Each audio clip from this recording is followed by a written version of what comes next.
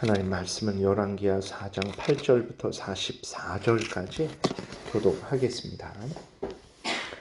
하루는 엘리사가 수넴에 이르렀더니 거기에 한 귀한 여인이 그를 간권하여 음식을 먹게 하였으므로 엘리사가 그곳을 지날 때마다 음식을 먹으러 그리로 들어갔더라. 여인이 그의 남편에게 이르되 항상 우리를 지나가는 이 사람은 하나님의 거룩한 사람인 줄을 내가 아노니 청하건대 우리가 그를 위하여 작은 방을 담 위에 만들고 침상과 책상과 의자와 촛대를 두사이다. 그가 우리에게 이르면 거기에 머물리이다 하였더라. 하루는 엘리사가 거기에 이르러 그 방에 들어가 누웠더니 자기 사환 게하시에게 이르되 이 수넴 여인을 불러오라 하니 곧 여인을 부르매 여인이 그 앞에 선지라. 엘리사가 자기 사환에게 이르되 너는 그에게 이르라. 내가 이같이 우리를 위하여 세심한 배려를 하는도다. 내가 너를 위하여 무엇을 하랴? 왕에게나 사령관에게 무슨 구할 것이 있느냐 하니 여인이 이르되 나는 내 백성 중에 거주하나이다 하니라. 엘리사가 이르되 그러면 그를 위하여 무엇을 하여야 할까 하니 게하시가 대답하되 참으로 이 여인은 아들이 없고 그 남편은 늙었나이다 하니 이르되 다시 부르라 하여 부르매 여인이 문에 서니라. 엘리사가 이르되 한 해가 지나 이때쯤에 내가 아들을 안으리라 하니 여인이 이르되 아니로소이다. 내 주 하나님의 사람이요 당신의 계집종을 속이지 마옵소서 하니라. 여인이 과연 잉태하여 한 해가 지나 이때쯤에 엘리사가 여인에게 말한 대로 아들을 낳았더라. 그 아이가 자라매 하루는 추수꾼들에게 나가서 그의 아버지에게 이르렀더니 그의 아버지에게 이르되 내 머리야 내 머리야 하는지라. 그의 아버지가 사환에게 말하여 그의 어머니에게로 데려가라 하매 곧 어머니에게로 데려갔더니 낮까지 어머니의 무릎에 앉아있다가 죽은지라. 그의 어머니가 올라가서 아들을 하나님의 사람의 침상 위에 두고 문을 닫고 나와 그 남편을 불러 이르되 청하건대 사환 한 명과 나귀 한 마리를 내게로 보내소서. 내가 하나님의 사람에게 달려갔다가 돌아오리이다 하니 그 남편이 이르되 초하루도 아니요 안식일도 아니거늘 그대가 오늘 어찌하여 그에게 나아가고자 하느냐 하는지라. 여인이 이르되 평안을 비나이다 하니라. 이에 나귀의 안장을 지우고 자기 사환에게 이르되 몰고 가라. 내가 말하지 아니하거든 나를 위하여 달려가기를 멈추지 말고 하라. 드디어 갈멜산으로 가서 하나님의 사람에게로 나아가니라. 하나님의 사람이 멀리서 그를 보고 자기 사환 게하시에게 이르되 저기 수넴 여인이 있도다. 너는 달려가서 그를 맞아 이르기를 너는 평안하냐? 내 남편이 평안하냐? 아이가 평안하냐? 하라 하였더니 여인이 대답하되 평안하다 하고 산에 이르러 하나님의 사람에게 나아가서 그 발을 아는지라. 게하시가 가까이 와서 그를 물리치고자 하매 하나님의 사람이 이르되 가만두라. 그의 영혼이 괴로워하지만은 여호와께서 내게 숨기시고 이르지 아니하셨도다 하니라. 여인이 이르되 내가 내 주께 아들을 구하더이까?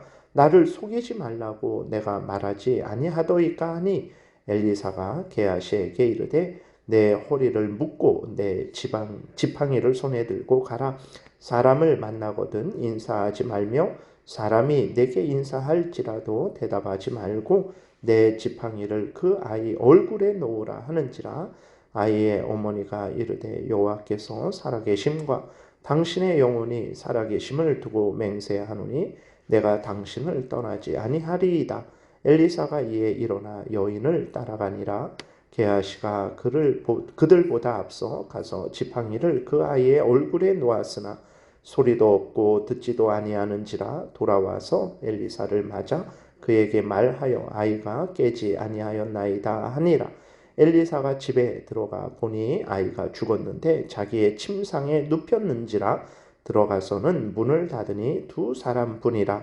엘리사가 여호와께 기도하고 아이 위에 올라 엎드려 자기 입을 그의 입에 자기 눈을 그의 눈에 자기 손을 그의 손에 대고 그의 몸에 엎드리니 아이의 살이 차차 따뜻하더라. 엘리사가 내려서 집 안에서 한번 이리저리 다니고 다시 아이 위에 올라 엎드리니 아이가 7번 재채기하고 눈을 뜨는지라. 엘리사가 게하시를 불러 저 수넴 여인을 불러오라 하니 곧 부름에 여인이 들어가니 엘리사가 이르되 내 아들을 데리고 가라 하니라. 여인이 들어가서 엘리사의 발 앞에서 땅에 엎드려 절하고 아들을 안고 나가니라. 엘리사가 다시 길갈에 이르니 그 땅에 흉년이 들었는데 선지자의 제자들이 엘리사의 앞에 앉은지라. 엘리사가 자기 사환에게 이르되 큰 솥을 거울고 선지자의 제자들을 위하여 국을 끓이라 하매 한 사람이 채소를 캐러 들에 나가 들포도 동굴을 만나 그곳에서 들호박을 따서 옷자락에 채워가지고 돌아와 썰어 국 끓이는 솥에 넣되 그들은 무엇인지 알지 못한지라. 이에 포다가 무리에게 주어 먹게 하였더니 무리가 국을 먹다가 그들이 외쳐 이르되 하나님의 사람이여 솥에 죽음의 독이 있었나이다 하고 능히 먹지 못하는지라. 엘리사가 이르되 그러면 가루를 가져오라 하여 솥에 던지고 이르되 포다가 무리에게 주어 먹게 하라 하매 이에 솥 가운데 독이 없어지니라. 한 사람이 바알 살리사에서부터 와서 처음 만든 떡 곧 보리떡 20개와 또 자루에 담은 채소를 하나님의 사람에게 드린지라. 그가 이르되 무리에게 주어 먹게 하라. 그 사환이 이르되 내가 어찌 이것을 100명에게 주겠나이까 하나 엘리사는 또 이르되 무리에게 주어 먹게 하라. 여호와의 말씀이 그들이 먹고 남으리라 하셨느니라. 그가 그들 앞에 주었더니 여호와께서 말씀하신 대로 먹고 남았더라. 아멘. 기도드리겠습니다. 살아계신 하나님 감사합니다. 이 시간 하나님 말씀을 전하고 듣습니다. 하나님께서 우리에게 성경을 통해서 알려주시는 하나님의 뜻을 잘 깨달아 알게 하시고 하나님이 알려주시는 대로 잘 믿고 따르게 도우소서. 예수 그리스도의 이름으로 기도드렸습니다. 아멘. 오늘 본문을 통해서 이제 하나님이 드러내시는 것은 하나님을 위하여 헌신하고 충성하는 사람들에 대해서 하나님께서 크신 은혜를 내려 주신다라는 사실을 이제 분명하게 드러내고 계시고, 그리고 또 은혜를 주신 분도 하나님이시죠. 근데 또 그 은혜를 거두어 가시는 분도 하나님이십니다. 그러니까 하나님은 주권자라는 것을 우리에게 분명하게 또 드러내고 계시고, 그리고 또 하나님은 능히 죽은 자도 살리시고 또 그 하나님의 사람들을 먹이시고 입히시는 그러한 하나님이시라는 것을 또 분명하게 드러내셔서 우리들로 하여금 하나님을 절대적으로 믿고 의지하게 하고 있는 내용이죠. 먼저 보게 되면 하나님은 엘리사로 하여금 수넴에 있는 한 여인을 만나게 하세요. 근데 그 수넴에 있는 여인은 엘리사가 하나님의 사람인 줄 알고 엘리사를 극진하게 대접을 해요. 방을 내주고 침상, 책상, 의자, 촛대를 두고 엘리사로 하여금 하나님의 일을 수월히 할 수 있도록 돕습니다. 이렇게 하나님의 일을 하는 사람을 돕는 것을 하나님은 하나님을 돕는 것으로 여기시고 기뻐하시고 은혜를 베푸신다라는 것을 우리가 분명하게 기억해야 됩니다. 그래서 마태복음 25장에서도 보게 되면 지극히 작은 성도를 배려하고 그 위하는 일을 예수님이 뭐라고 말씀하셨습니까? 나를 위한 것이다. 그러니까 지극히 작은 성도에게 물을 갖다 주고 먹을 것을 주고 옷을 입혀주고 그가 고난을 당할 때 돌아보고 예수 그리스도께서 뭐라 그러시냐면 나에게 물을 준 것이고 나에게 먹을 걸 준 것이고 내가 고난을 당할 때 돌아본 것이다 라고 예수 그리스도께서 그렇게 말씀을 하셨어요. 그래서 우리들이 신앙생활 하면서 명심할 것이 있는데 그것은 서로를 돕는 것, 그러니까 서로 성도들이 하나님을 잘 섬기도록 돕는 것. 성도는 하나님의 자녀고 하나님을 섬기는 성도들이잖아요. 그래서 서로 성도들을 돕는 것, 서로 사랑해서 하나님을 잘 섬기도록 돕는 것을 하나님은 매우 기뻐하시고 거기에 대해서 은혜를 내려 주신다라는 것을 우리는 아주 명심을 해야 됩니다. 그래서 하나님의 일을 기쁨으로 즐거움으로 해야 되죠. 그러지 않고 서로 시기하고 질투하고 모함하는 것은 그것은 하나님의 일을 하는 것이 아니고 사탄의 일을 하는 것이라는 것을 우리가 명심하고 이렇게 수냄 여인처럼 하나님의 일을 하는 사람을 성도를 서로 돕고 그래서 세워주고 하나님을 잘 섬기도록 도와야 되는 것입니다. 이렇게 하나님의 선지자를 도운 수냄 여인에게 하나님은 엘리사를 통해서 자녀를 얻게 하세요. 이것은 기적이죠. 수냄 여인도 나이가 있고 특히나 남편이 늙었기 때문에 자녀를 가질 수 없는 그런 형편이었어요. 그래서 그 수냄 여인도 이렇게 나에게 거짓말하지 마세요라고 엘리사가 내년 이맘때에 아기가 있을 것이다라고 그렇게 말을 했을 때 수냄 여인도 거짓말하지 마세요. 나를 속이지 마세요라고 했어요. 그러니까 도저히 아기를 가질 수 없는 마치 아브라함과 사라가 아기를 가질 수 없는 것처럼 그런 상황이었어요. 근데 하나님의 놀라운 역사하심으로 말미암아서 진짜 1년 후에 그 아기를 이제 가질 수 있게 되었었죠. 그래서 아기가 태어났습니다. 참 성도들이 하나님을 잘 이렇게 섬길 때에 서로를 도울 때 하나님이 기뻐하시고 큰 은혜를 주신다라는 것을 우리가 다시 한번 마음에 새기고 기쁨으로 하나님을 섬기고 이웃을 섬겨야 되죠. 근데 놀라운 일이 또 일어납니다. 그것은 어떤 일이냐면 그 은혜로 태어난 아기가 어느 정도 이렇게 자랐는데 머리가 아프다 하다가 죽어버렸어요. 얼마나 참 상심이 크겠습니까? 그러니까 수냄 여인이 엘리사에게 찾아가서 28절에 이렇게 한탄을 하죠. 여인이 이르되 내가 내 주께 아들을 구하더이까 나를 속이지 말라고 내가 말하지 아니하더이까 라고 이렇게 한탄을 해요. 그러니까 왜 그러냐면 차라리 없었으면 그냥 없구나 하고 아이가 없구나 하고 살았을 텐데 그 아기를 가질 수 없는 그 상황 속에서 아이를 가졌단 말이에요. 그러니까 얼마나 그 아이가 참 소중했겠습니까? 근데 그 아이가 조금 자랐을 때 갑자기 죽어버린 거예요.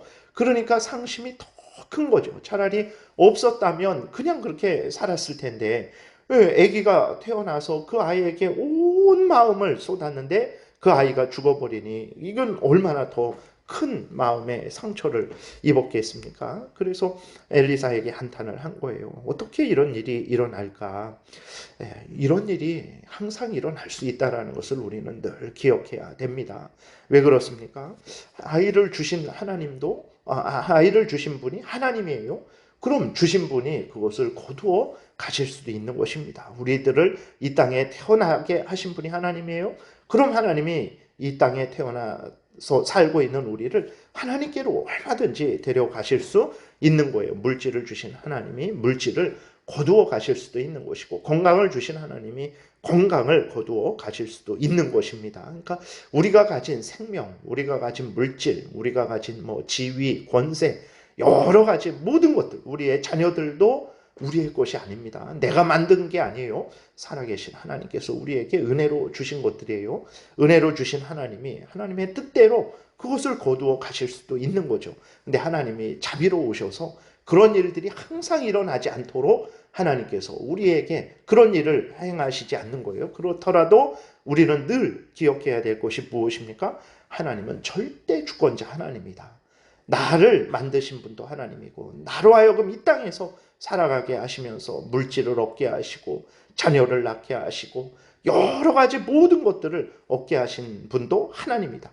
그것을 주인이신 하나님께서 또 하나님의 뜻 가운데 하나님의 영광을 위해서 또 우리들의 유익을 위해서 하나님께서 두실 수도 있는 것이고 거두어 가실 수도 있는 것이다라는 것을 우리는 늘 생각해야 됩니다. 그리고 그러한 일이 일어났을 때 어떻게 해야 됩니까? 욥과 같이 고백을 해야 되는 거죠. 욥기 1장 20절에 욥이 일어나 겉옷을 찢고 머리털을 밀고 왜 그렇습니까? 재산도 다 빼앗겼죠. 자녀들 10명도 한꺼번에 다 죽어버렸어요. 그 소식을 듣고 욥이 이렇게 하는 거예요. 욥이 일어나 겉옷을 찢고 머리털을 밀고 땅에 엎드려 예배하며 이르되 내가 모태에서 알몸으로 나와 싸운즉 또한 알몸이 그리로 돌아가올지라 주신 이도 여호와시오 거두신 이도 여호와시오니 여호와의 이름이 찬송을 받으실지니이다 하고 이 모든 일에 욥이 범죄하지 아니하고 하나님을 향하여 원망하지 아니하니라 기록이 되어 있고 욥기 2장 9절에서도 그의 아내가 그에게 이르되 당신이 그래도 자기의 온전함을 굳게 지키느냐? 하나님을 욕하고 죽으라. 그가 이르되 그대의 말이 한 어리석은 여자의 말 같도다. 우리가 하나님께 복을 받았은즉 화도 받지 아니하겠느냐 하고 이 모든 일에 욥이 입술로 범죄하지 아니하니라. 이렇게 고백을 했어요. 이것은 우리들의 고백이 되어야 됩니다. 그러니까 우리들은 하나님을 어떻게 가끔 생각하냐면 하나님을 나를 돕는 도우미 정도로 생각을 해요. 내가 주인이고 내가 이거 원하면 이거 주시고 저거 원하면 저거 주시고 그렇게 하나님을 생각을 해요. 아닙니다. 우리들이 하나님을 돕고 돕는다라는 것이 하나님에게 보탬이 된다라는 게 아니라 우리들이 하나님께 순종하는 것이고 우리들이 하나님의 그러한 일꾼들이지 하나님이 우리의 일꾼이 아니라는 것을 늘 우리는 잊지 말아야 됩니다. 그래서 하나님이 절대 주권자라는 것을, 주관자라는 것을 우리는 늘 기억하고 항상 하나님의 뜻에 순종하는 삶을 살아야 되는 거죠. 그런데 참 하나님은 은혜로우신 분이라서 감당할 시험만 허락하시죠. 고린도전서 10장에서 감당할 시험만 주시고 시험 당할 때에 피할 길을 주시는 분이 하나님입니다. 그래서 수냄 여인이 간절히 하나님께 기도했어요. 물론 기도한다고 해서 다 이런 죽었던 사람이 살아나는 건 아니에요. 근데 하나님께서 이것을 통해서 하나님은 자비로우신 분이고 하나님은 절대 주권자이며 하나님은 하나님의 백성들의 기도를 들으시는 분이다라는 것을 우리에게 알려주는 것이죠. 절대 주권자 하나님은 우리를 진실로 사랑하시는 하나님입니다. 그래서 정말 감당할 시험만 주시는 하나님이죠. 그래서 그 능력으로 그 아이를 다시 살아나게 하셨어요. 하나님은 이러한 은혜로우신 분입니다. 그래서 우리가 원했는데 어떤 일이 그대로 일어나지 않았다고 해서 왜 나에게는 이런 은혜를 주시지 않는가? 라고 하면 안 돼요. 우리에게 가장 적당한 은혜를, 수냄 여인에게는 가장 적당한 은혜를, 또 우리에게 가장 적당한 은혜를 주시는 하나님이시라는 것을 우리가 분명하게 믿고 절대 주권자 하나님, 크신 은혜로우신 하나님을 잘 믿고 우리가 섬겨야 되는 거죠. 그 이후의 내용들도 국을 끓이는데 거기 독 있는 식물이 들어가서 이제 그 선지자의 무리들이 큰일 날 뻔했죠. 그러나 하나님의 능력으로 그들을 다 살리셨습니다. 그리고 여기에도 보게 되면 겨우 보리떡 20개 자루에 담은 채소 몇 개 안 되는데 하나님 앞에 그것을 봉헌했어요. 어떤 사람이. 그러니까 하나님이 역사하셔서 100명의 그 선지자 제자들이 다 먹고 남을 정도로 은혜를 주셨어요. 이러한 은혜가 오늘도 있는 거예요. 하나님이 이렇게 똑같이 이렇게 기적을 베푸시지는 않지만 이러한 능력으로 우리들을 도우셔서 풍성하게 하시고 하나님의 은혜를 우리에게 내려 주신다라는 것을 우리가 분명하게 믿고 이 하나님이 우리가 믿는 하나님이에요. 그래서 하나님을 전능하신 하나님으로, 절대 주권자 하나님으로, 은혜로우신 하나님으로 우리를 도우시고 살리시는 하나님으로 굳게 믿고 열심으로 우리가 기쁨으로 신앙생활해야 되겠습니다. 기도드리겠습니다. 살아계신 하나님 아버지 감사합니다. 오늘도 은혜를 주셔서 감사합니다. 성경에서 알려주시는 대로 하나님을 그대로 믿고 그대로 의지하고 또 섬기게 도우소서. 하나님께서 크신 은혜를 내려주실 것이고 우리를 통해서 하나님의 영광을 드러내실 것이고 많은 사람을 도우실 줄을 믿습니다. 감사드리고 예수 그리스도의 이름으로 기도드렸습니다. 아멘.